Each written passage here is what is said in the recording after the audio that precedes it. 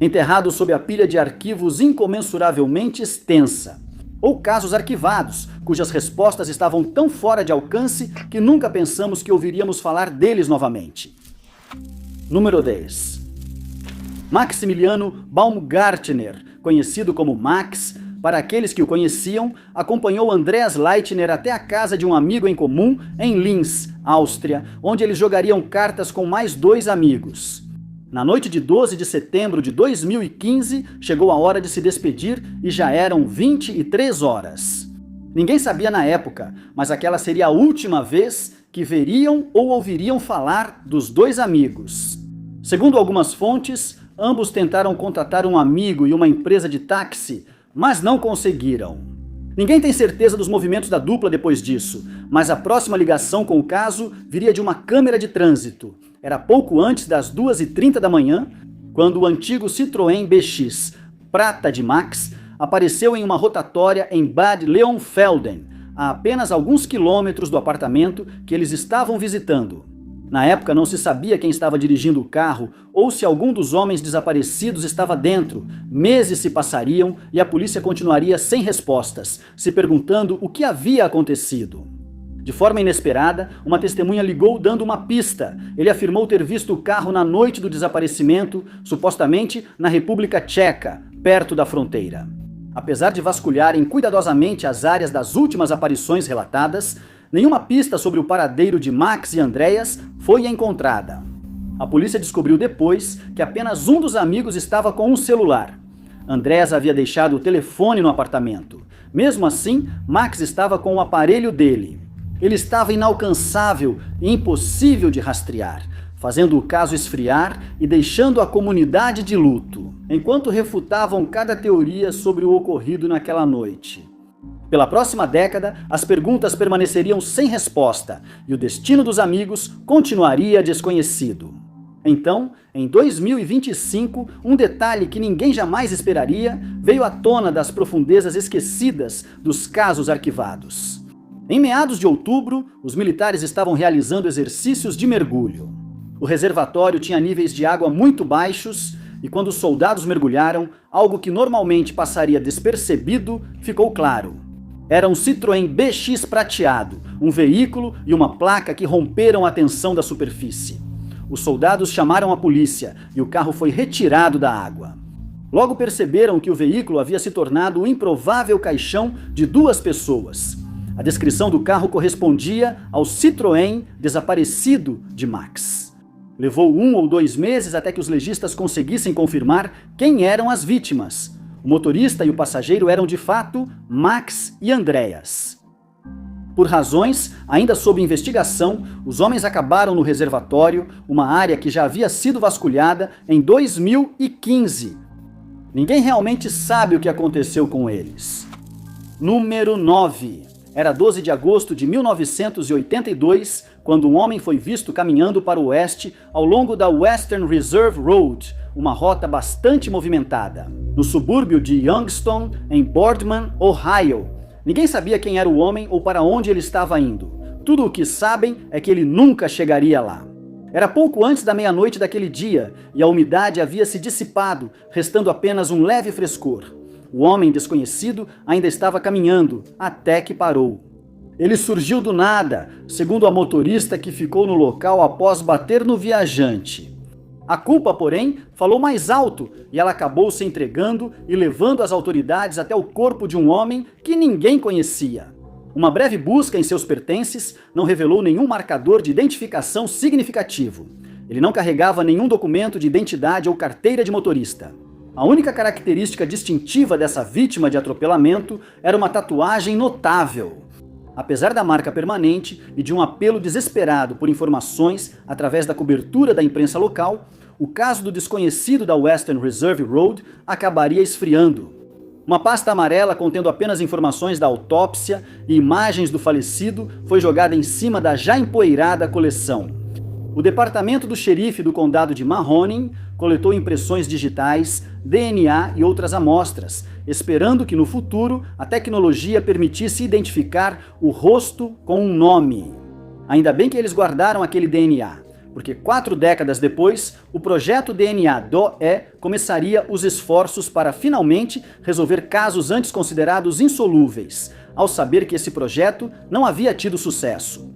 O departamento do xerife do condado de Mahoning e seus casos arquivados seriam os próximos da lista. Eles levaram o caso do John Doe, da Western Reserve, para o projeto DNA Doe, onde o genealogista principal trabalha pro bono. Outra instituição conhecida como Projeto Porchlight, uma organização sem fins lucrativos, também seria envolvida no caso, na esperança de ajudar a finalmente dar um nome à vítima do atropelamento e fuga. O Projeto Porchlight, dedicado a resolver casos como este em Ohio, acabaria financiando o trabalho de laboratório e os custos de banco de dados para este caso. O DNA, armazenado por 4 décadas, foi inserido no banco de dados GDmatch. Ao fazer isso, várias correspondências foram identificadas. Nenhuma delas era o nosso John Doe, mas sim parentes muito distantes dele. Ficou claro que John Doe tinha ascendência europeia recente, remontando à Irlanda. Quando o projeto enviou o mesmo DNA para outro banco de dados, desta vez o Family Tree DNA, eles encontraram uma correspondência ainda mais próxima. Havia uma mulher que compartilhava quase 2% do seu DNA com a vítima não identificada. Uma correspondência que iniciaria um efeito dominó, culminando em uma conclusão inesperada. Os especialistas identificaram um homem nascido na Irlanda em 1836, um ancestral da Western Reserve Road, John Doe. Eles criaram uma árvore genealógica dos descendentes desse homem e descobriram que alguns mudaram para Massachusetts. A árvore continuou. E logo um novo nome entrou na história. Charles Joseph Neumann, terceiro, nasceu em Walton, Massachusetts, em 1941 e cresceu na região de Boston. Depois ele se mudaria e se estabeleceria em Los Angeles. Muitas evidências da vida dele estavam nessa região nos anos 1960, mas depois ele desapareceu do radar. A equipe do projeto DNA DOE não conseguiu encontrar nenhuma prova definitiva de que Charles havia falecido ou se ainda estava vivo. Mas a árvore genealógica, agora quase completa, permitiria que eles localizassem membros da família que poderiam fornecer informações à agência. O departamento do xerife do condado de Mahoning contatou a sobrinha de Charles. Ela explicou que depois de se mudar para Massachusetts, sua mãe, irmã de Charles, perdeu o contato com ele e tentou localizá-lo várias vezes sem sucesso, inclusive pela internet. A irmã esperançosa faleceu em 2020, sem nunca saber o que aconteceu com seu irmão. A filha dela, porém, forneceu com prazer uma amostra de DNA para o projeto, e as comparações foram indiscutíveis. O John Doe, de 4 décadas atrás, era, na verdade, Charles Joseph Neumann III. Número 8. Ruben Moreno tinha 41 anos em 2017 e morava em Claremont, Califórnia. Ele tinha 2 irmãos, Rudy e Charlie. Mas apenas Ruben e Rudy se envolveram profundamente em um suposto grupo religioso com base em Hemet, Califórnia. Charlie disse que as assembleias lideradas por seu irmão pareciam mais um culto do que uma igreja. Com base no que havia presenciado, ele era avesso a se juntar ao grupo que considerava atroz e, por causa disso, foi rejeitado. O grupo restringiu o contato entre ele e seus irmãos, mas, se os integrantes do seu caminho tivessem permitido comunicação externa, talvez Charlie soubesse do sumiço de Ruben antes. Ele não seria dado como desaparecido por 2 angustiantes anos, tendo sido visto pela última vez em 1º de fevereiro de 2017, sendo registrado como desaparecido apenas em agosto de 2019. No entanto, todo o caso receberia muito pouca atenção até 2023, quando a mídia fez uma ligação inesperada com um caso que foi noticiado naquele ano. Em 25 de maio de 2023, Emílio Ganan foi visto pela última vez no Starbucks localizado na 600 Redlands Boulevard, em Redlands, Califórnia. Ele foi ouvido por telefone pela última vez às 18h40, nesse mesmo dia. O homem de 41 anos foi visto pela última vez dirigindo uma picape Nissan Frontier branca, um carro alugado que ele havia retirado em Las Vegas apenas 10 dias antes. A ligação entre ele e Ruben, bem, Ambos eram membros do grupo religioso de culto chamado O Caminho dele. Emílio aparentemente deixou a igreja e se mudou para Nashville para reencontrar a família da qual estava afastado. Durante o tempo em que esteve na organização, ele estava começando seu próprio negócio de controle de pragas, no qual já tinha experiência por ter trabalhado em uma empresa de controle de pragas que pertencia ao O Caminho dele. Em maio daquele ano, um mês após voltar para casa, ele viajaria novamente à Califórnia a negócios. Segundo um ex-membro, Emílio planejava encontrar um líder do grupo que precisava de ajuda, deixando-o ao caminho dele. O ex-membro, porém, acha que pode ter sido uma armadilha pelos próximos 2 anos. O caso ficaria adormecido até que uma cadeia de eventos fosse desencadeada em agosto de 2025, expondo finalmente a verdade por trás de ambos os casos. Foi nesse mês que o caminhão que Emílio estava usando foi encontrado abandonado e queimado no deserto de Mojave. A polícia revelou que o veículo continha evidências que apontavam para homicídio, mas não divulgaram exatamente quais eram essas evidências. Alguns meses depois, em dezembro de 2025, os policiais conseguiram mandados de busca e os cumpriram. O resultado foi a prisão de vários membros de alto escalão do seu grupo. Isso incluiu a prisão de Shelley Catherine Martin, a co-líder da organização, assim como o irmão do homem desaparecido. Ruben Rudy Moreno foi detido depois que evidências sugeriram que ele estava envolvido no possível homicídio de Emílio. Foi constatado que ele era um membro de alto escalão do grupo. A investigação subsequente levou à acusação de homicídio contra Martina e seu marido, Darrell. Mais prisões ainda estão sendo feitas em ambos os casos, assim como em vários outros casos antigos semelhantes e homicídios não solucionados. A prisão mais recente ocorreu em 12 de janeiro de 2026, quando Ramon Ruiz Durin Jr. foi extraditado do Tennessee. Número 7. Em 17 de agosto de 2016, o Departamento de Polícia de Charlotte, Mecklenburg, chegou a uma área arborizada do condado de Cabarrus, em Charlotte, Carolina do Norte, após relatos de um suposto corpo. Eles encontraram a jovem Truc Quan Sandy Leley, de 23 anos, já falecida, com um ferimento evidente de arma de fogo na cabeça. Sandy trabalhava em um restaurante na região com seu colega e ex-namorado Alejandro Castilho. Então, com 18 anos, logo a polícia suspeitou que Castilho estava por trás do homicídio a sangue frio. Mensagens de texto mostraram que ele provavelmente foi a última pessoa a ver Sandy viva. Ele supostamente devia $1.000 à namorada por razões desconhecidas. As mensagens mostraram que Castilho queria resolver a disputa. Era nisso que ele fazia Sandy acreditar. Eles marcaram de se encontrar em um posto de gasolina, mas tudo acabou de forma horrível. Quando Sandy chegou lá, o ex-namorado se aproximou dela e a forçou a sacar dinheiro de um caixa eletrônico próximo. Eles a obrigaram a retornar ao veículo, ele assumiu o volante e a levou até a área arborizada, onde seria encontrada depois. O carro foi abandonado em uma estação de ônibus em Phoenix e encontrado 2 dias antes do corpo de Sandy. Um dia antes da descoberta, em 16 de agosto, imagens de câmeras de segurança mostraram Castilho cruzando de Nogales, Arizona, para o México. Em novembro daquele ano, um mandado de prisão local foi emitido, seguido por um mandado federal no início de 2017. Ambos os mandados o acusavam de homicídio. Em primeiro grau, Castilho também acabou sendo incluído na lista dos 10 mais procurados do FBI, com a organização acreditando que ele estava se escondendo no México. Essa teoria foi apoiada pela namorada do fugitivo, Amia Feister, que fugiu com ele e depois se entregou. Ela foi acusada de ser cúmplice de homicídio e de furto qualificado de um veículo.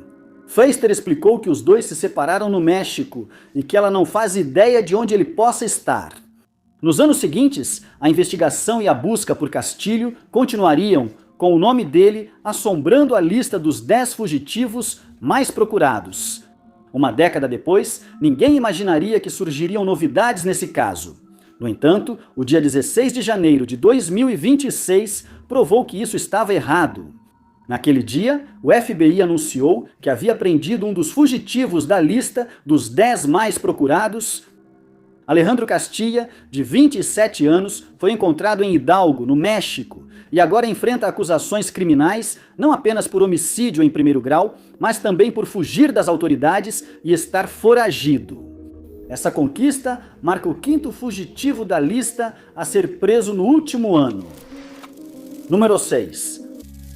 Era um dia comum em Lumberton, condado de Robson, Carolina do Norte, até que uma manhã ensolarada virou uma tarde sombria e inquietante. No dia 2 de junho de 1978, a apenas uma milha a leste da Interestadual 95, um fazendeiro local estava trabalhando em seu campo, uma rotina que ele fazia quase todos os dias.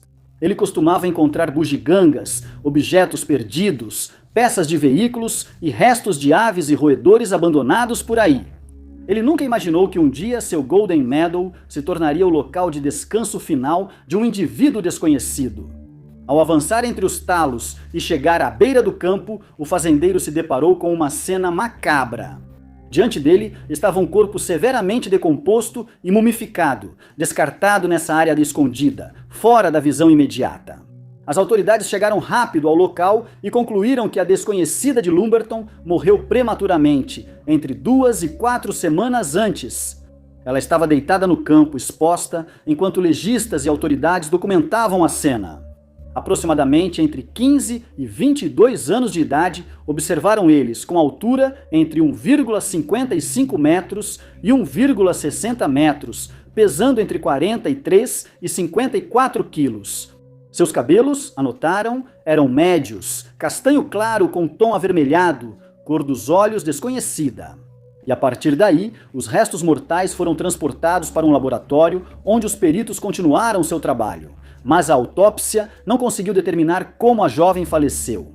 Os peritos não observaram sinais de trauma, embora a forma como ela faleceu e foi descartada seja considerada suspeita.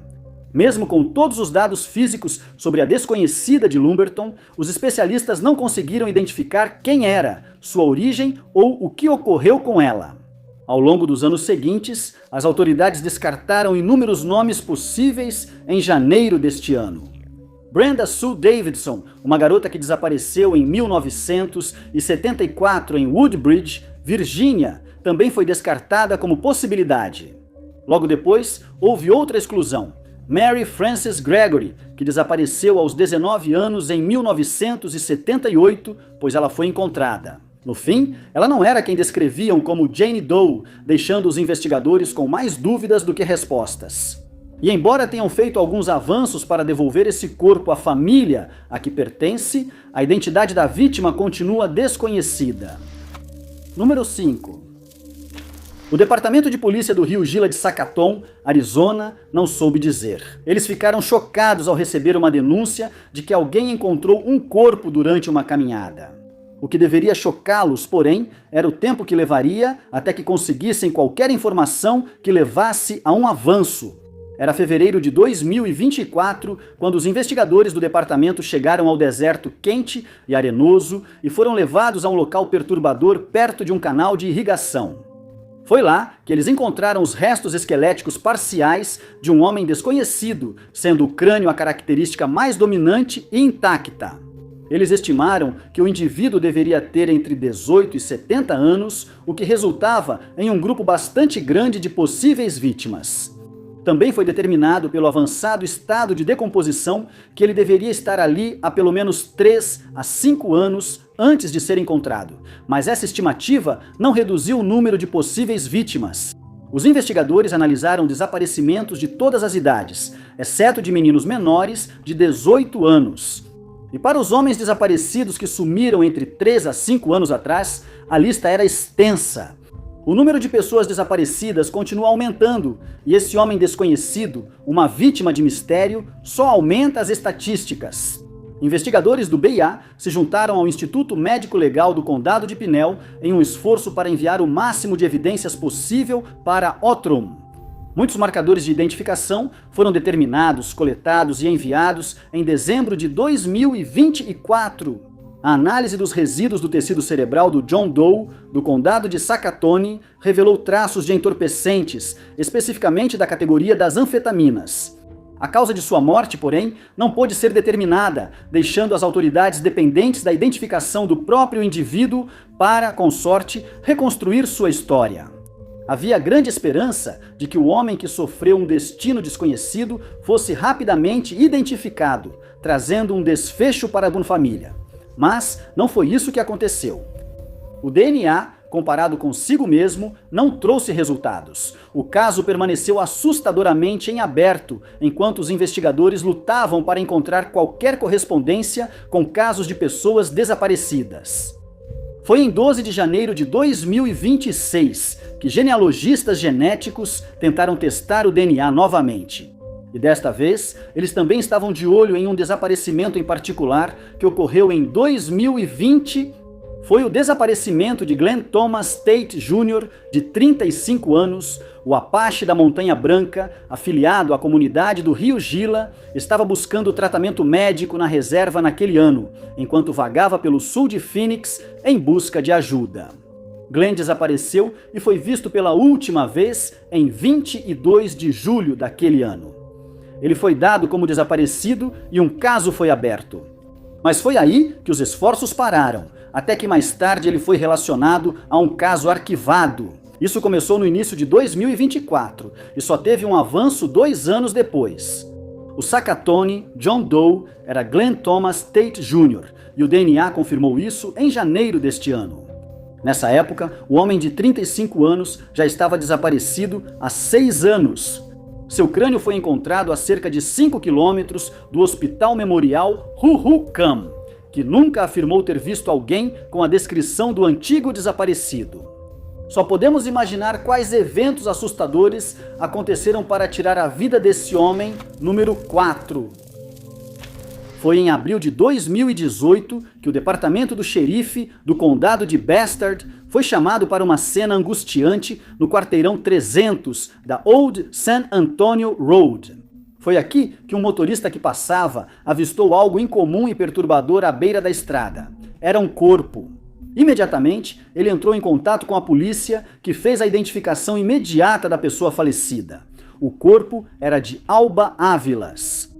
Segundo os investigadores, Alba foi vista pela última vez deixando o Clube Caribé na Felter Lane na noite anterior. Um agressor desconhecido se aproximou dela naquela noite e usou um objeto não identificado para asfixiá-la. Além da identificação confirmada e da forma como ela morreu, nenhuma outra informação veio à tona no assassinato de Alba e o caso dela ficou assustadoramente sem solução pelos anos seguintes.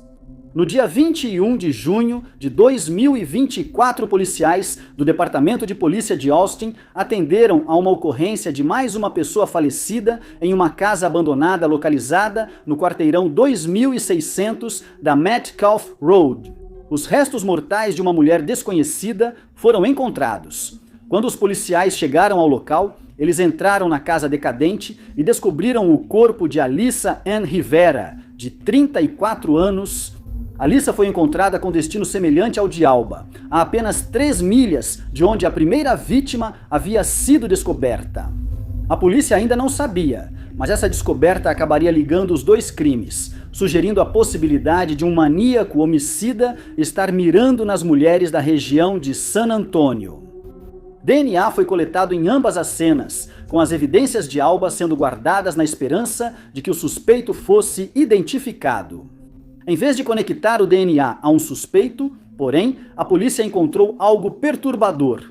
As evidências coletadas em ambas as cenas do crime coincidiram em meados de 2024. As autoridades confirmaram a ligação entre os 2 homicídios e disseram que provavelmente eram vítimas de um possível serial killer. Foi com essa descoberta que o caso esfriou novamente e os arquivos ficaram adormecidos por mais um ano. A polícia de Austin agora divulgou imagens de câmeras de segurança de um possível suspeito, que acredita-se ser o autor desses 2 homicídios. É possível ver o indivíduo andando pela rua, entrando e saindo do quadro, e ele pode ser visto caminhando com Alyssa, que em breve faleceria. Apesar das novas imagens e de um novo apelo por informações, o suspeito continua não identificado.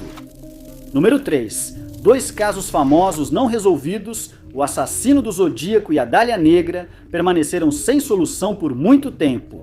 O Zodíaco, famoso por homicídios brutais e cartas cifradas, segue sem identificação. Um serial killer não identificado matou brutalmente Elizabeth Short, a Dália Negra que foi esquartejada.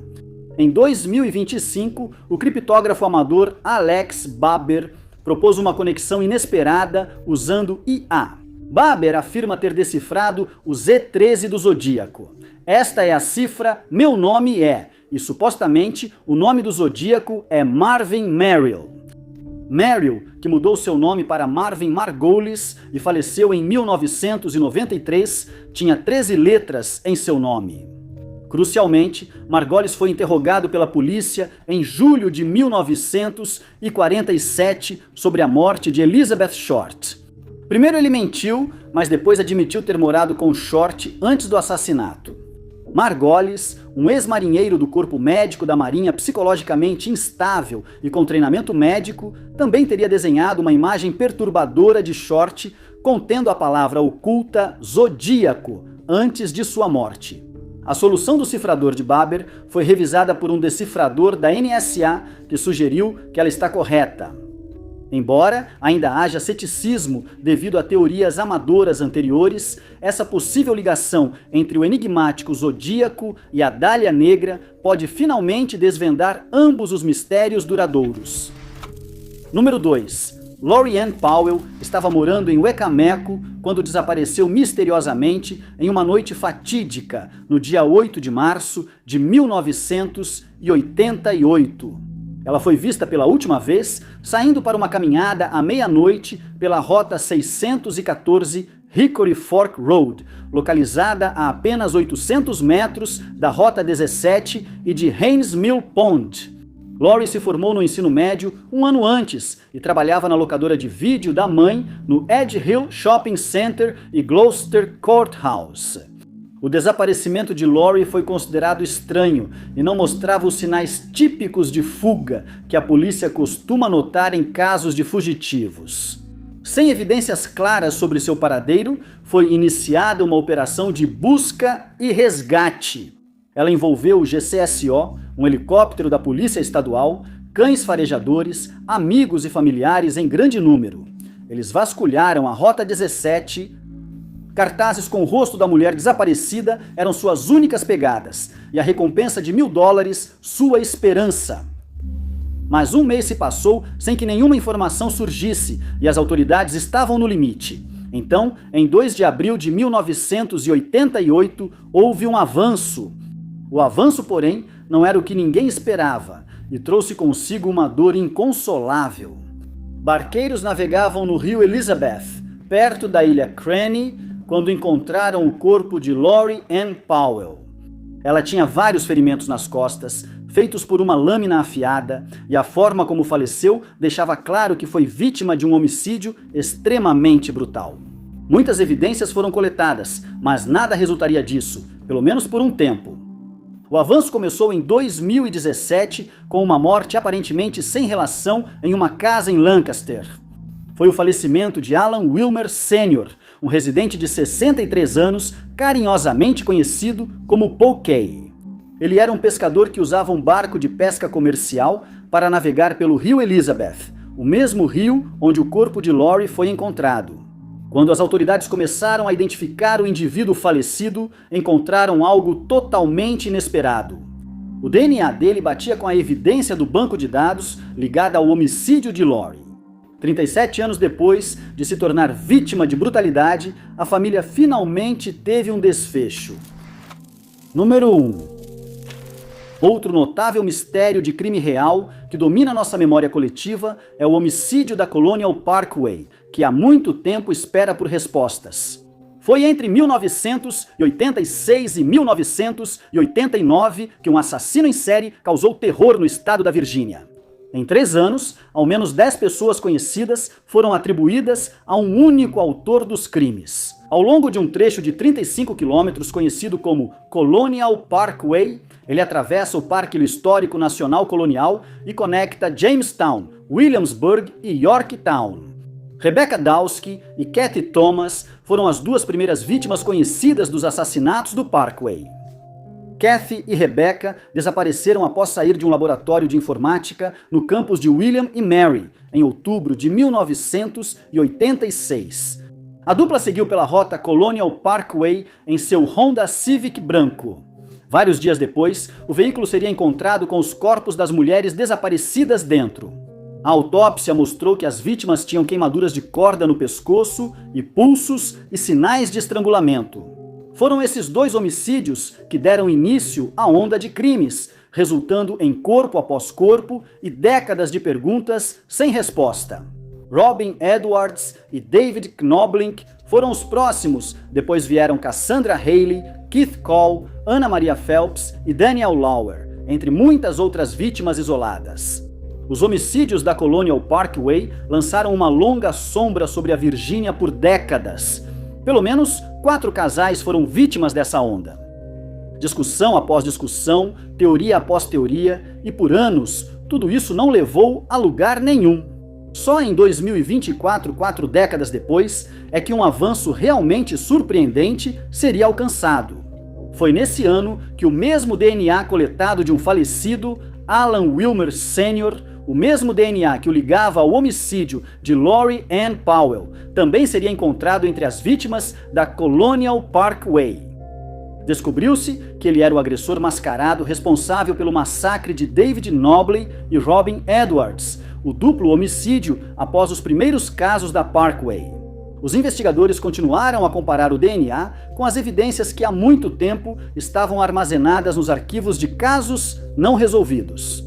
No dia 20 de janeiro de 2026, o escritório de campo do FBI, em Norfolk, anunciou que o mesmo suspeito, Wilmer, também estava por trás do assassinato das 2 mulheres que deram início à onda de homicídios na Colonial Parkway.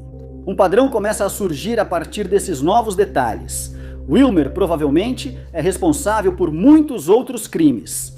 Ele foi ligado a pelo menos 6 homicídios de jovens na Virgínia e chegou a ser apontado como suspeito no desaparecimento de outras pessoas. Agora, as autoridades estão tentando determinar se Wilmer está por trás do restante dos homicídios da Colonial Parkway ou se ele era apenas um entre alguns maníacos homicidas que procuravam atacar os vulneráveis. Muito obrigado por assistirem. Se você gostou deste vídeo, não esqueça de clicar no botão de curtir. Além disso, não se esqueça de se inscrever e ativar o sininho para ficar por dentro de todos os nossos próximos vídeos. Meu nome é Top 5 Desconhecidos e até o próximo vídeo!